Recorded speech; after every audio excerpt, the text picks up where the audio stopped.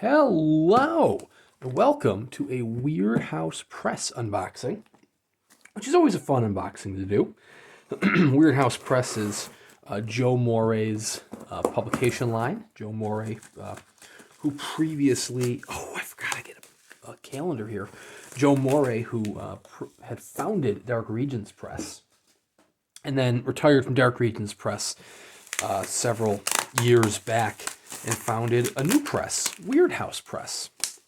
So this, my friends, is the Coffin Maker's Book of Dark Tales, but I totally forgot it also comes with a free calendar, which is very exciting. We have Eldritch Creations 2023, Lovecraftian art of K.L. Turner. Very, very nice. So we have some little Eldritch horrors on each page, each month, which I apparently can't get to January. Very, very nice. I like free calendars. Free calendars are always fun. Get your little Eldritch horrors, all sorts of Lovecraftian nightmares for all the months. I think there were a couple, they actually have some like birthdays. Stephen King's birthday, Roald Dahl's birthday, Ray Bradbury's birthday. Very cool. Nice little details there. K.L. Turner himself. Anyways, they're not doing that promotion anymore. Now, the actual book itself, I did buy two. I must have bought two. I'm not going to lie, I don't remember buying the second title. I remember buying, the other one must be the Inamorta. I did buy the Inamorta. So, Weird House Press has published a good number of, they've been actually just kicking ass in general with their publications. So much so that they've now partnered with Dark Regions Press to handle their own special editions. We don't need your little packing label here. Let me get that out of there. But one of the stars of Weird House Press that I've absolutely fallen in love with his writing is Curtis M. Lawson. Curtis M. Lawson did a anthology, a short story collection called Devil's Night, which is still available through Weird House Press, and it's one of the best short story collections I've read in recent memory. He also did a novel, The Black Heart Boys Choir, which was still good. It was also very good. Not quite as strong as Devil's Night because that just set the bar so high. But anyways, they announced that they were doing a new special edition, the Coffin Maker's Book of Dark Tales, which was co-written by Curtis M. Lawson and Joshua Rex. And, look at the stamping on that. Look at the old-fashioned photo for Joshua Rex. And, of course, it features the artwork of Luke Spooner because Luke Spooner is getting a lot of work done through both Weird House Press as well as various Philip Fracassi titles that he's done. So you get kind of a leatherette binding that is normal. And I read the short story collection The Descent by Joshua Rex, and it was good. It was very good. It was good enough that I'm like, you know what? When the opportunity arose to buy a short story collection featuring the works of Curtis M. Lawson and Joshua Rex, I had to jump on it. So there it is, signed number 74, signed by Curtis M. Lawson, Joshua Rex, and Luke Spooner.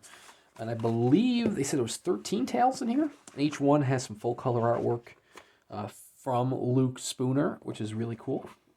Couldn't tell you anything about the short stories themselves. I like that they do have the illustrations labeled on the contents. But I'm expecting a good chunk of horror here. And each one does have a nice little piece by Luke Spooner, which is very cool.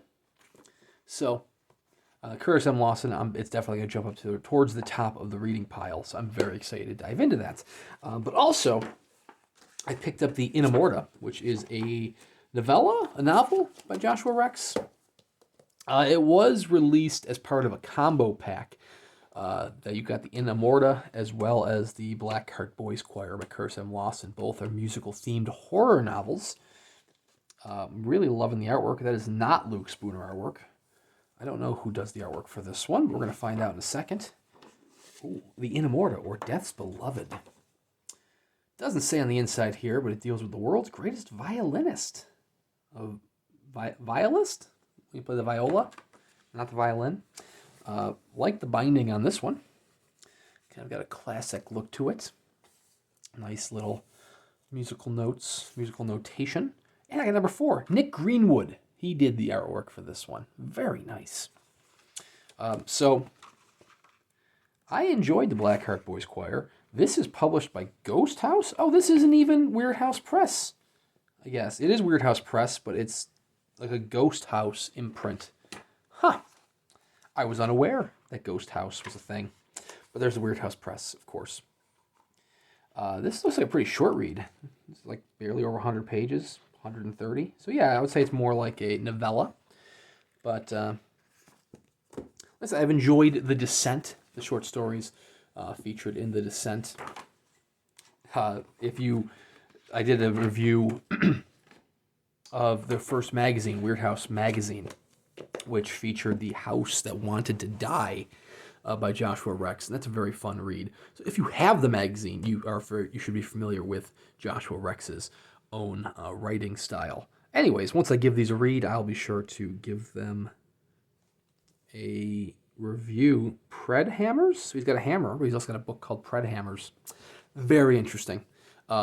Copies of both of these are still available through Weird House Press, as well as a lot of other signed editions. They have a lot of signed paperbacks. They are publishing a ton of signed editions, including, like I said, some that they've taken over from Dark Regions Press. Wolf Hunt 3, for example, is now going to be a signed limited edition through Weird House Press, amongst other titles. So they've got a lot. They've just been pushing out these limited editions left and right. It's very impressive. Probably one of the most impressive outputs of small presses in the market today.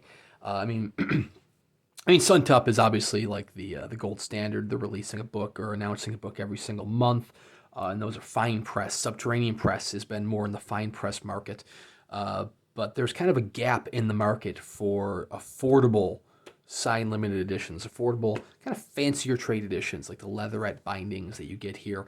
And Weird House Press has really been filling that gap in the market, and I commend them for it. It is incredible.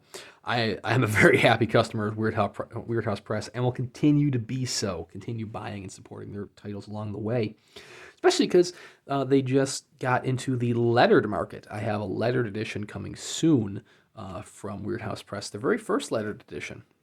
So please consider liking and subscribing, and you'll see me unbox that within the next day or two, because it is inbound, or at least it's supposed to be. Anyways, thank you guys very much for watching. Please consider liking and subscribing, and we'll see you around next time.